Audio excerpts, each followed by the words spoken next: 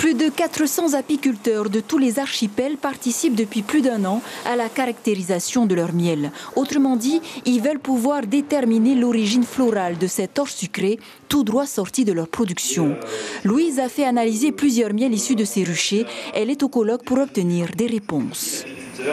Quels sont les pollens dominants dans cet échantillon-là, sur telle commune-là où j'ai pu en fait le récolter.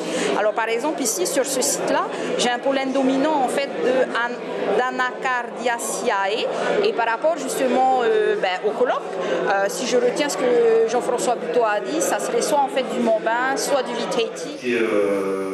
Les miels dont on peut déterminer l'origine florale se vendent mieux, s'exploitent mieux et on peut aussi déterminer si ces miels présentent des caractéristiques intéressantes au niveau peut-être du goût, mais aussi au niveau des oligo-éléments présents dans le miel. L'étude qui a débuté en 2020 se base sur les rapports de 2012 à aujourd'hui. Elle permettra aux apiculteurs de se situer au niveau de leurs pratiques, le but étant de cartographier les types de miel de Polynésie. Globalement, les miels sont en majorité multifloraux, quelques exceptions, notamment au niveau des tuamotu. C'est vrai que là, on a quand même pas mal de dominance du cocotier. Pour Tahiti, on retrouve beaucoup de apapé, le russe tahitensis, qui est une espèce indigène. Forcément, on retrouve aussi des espèces envahissantes. Tous s'accordent à dire que les espèces envahissantes, telles le falcata, donnent un miel moins savoureux par rapport aux plantes endémiques, d'où une réelle réflexion sur le reboisement des vallées.